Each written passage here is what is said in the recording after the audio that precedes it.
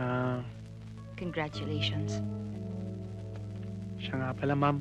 Para sa inyo ho to.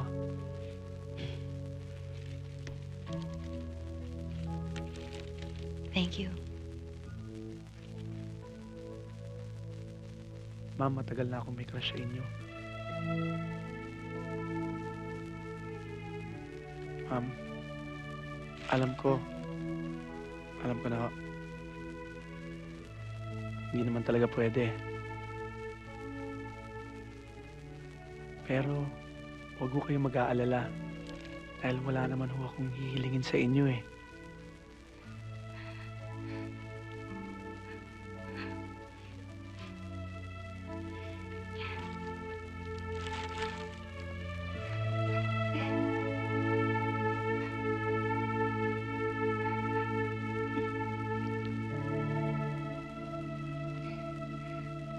Thank you. Thank you.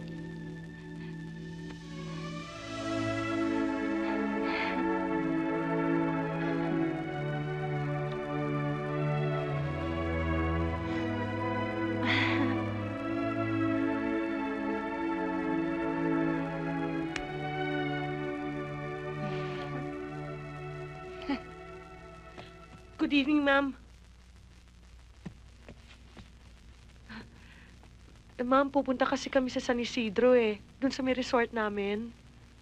Boyong, kanina ka pa nga Ako? nahanap eh. Bakit? Ano nangyari? Eh, may nangyari daw doon kay Ida, yung dati kong best friend na nakilala ninyo. Baka gusto niyo sumama. Nandito pala kayong dalawa? Good evening po, ma'am. Good evening din. Kailangan na nating umalis. Sasama si ma'am. Hindi ako sigurado kung makakasama ako sa inyo. Sige na naman po, please.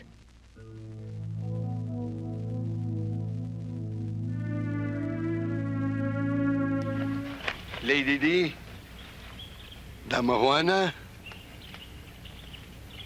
Dama de Noche, Stigo Santo sa inyo. Siya nga pala. Ibig kong makilala ninyo si Robin.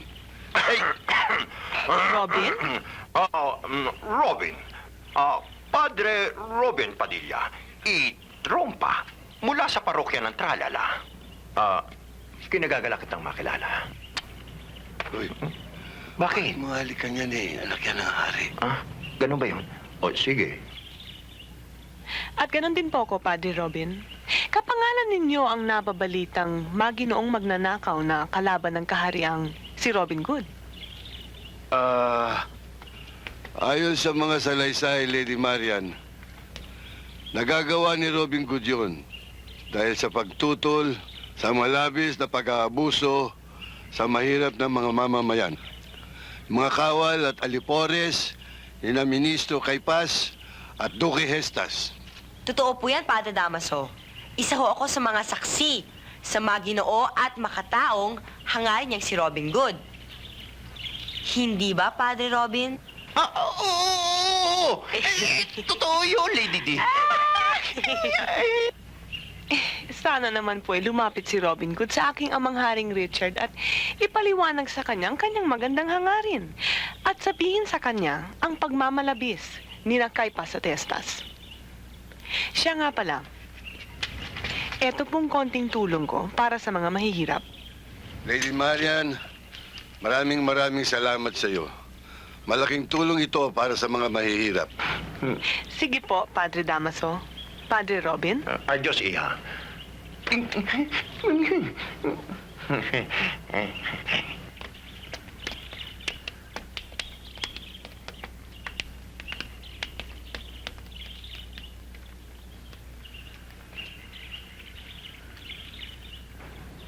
Hoy,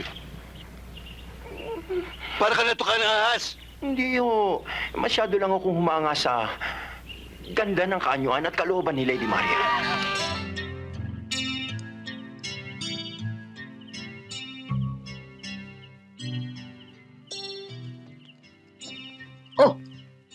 Yung doktor. Wala akong nakuha eh. Ni Albularyo nga ayaw sumama, baka madamay daw sila. Buti na lang nakakuha ako ng ka-type ng dugo ni Manong Jack. Bakit? Ano ba ang type ng dugo ni Manong Jack? Type B. Kakahiya naman kay Manong Jack. Hindi man lang natin nadala sa ospital. Mahirap mangyari yon. Dahil ang Barangay La Loma ay under control kay Mayor Ambrosio.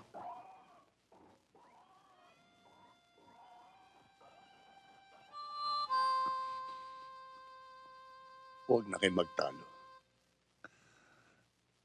Alam ko naman na ginawa ninyo lahat ng inyong magagawa para ako mabuhay. Kahit na ginawa niyo akong parang bote. Pero nakangiti kong tatanggapin ang lahat ng ito kung ako may babawian ng buhay ngayon. Pero wag naman po sana.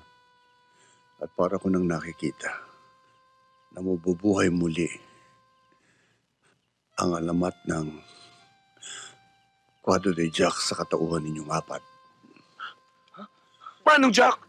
Ang ibig sabihin, uwi na kami. Oh, kayo bumuhay sa akin tapos kayo rin ang papatay. Alam niyo ba pag natanggal to, tatapon ng sabaw? Manong Jack, pwede na ho ba kami? Hindi pa. O kung mag-iisa pa kayo ng konti.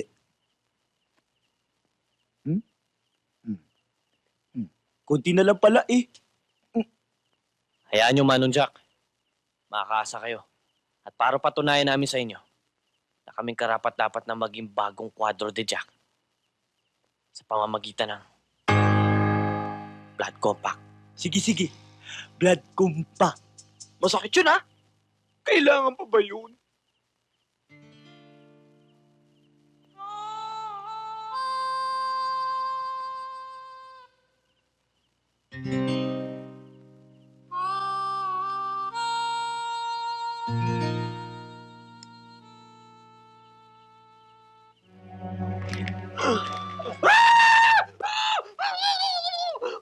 Kamay ko yan!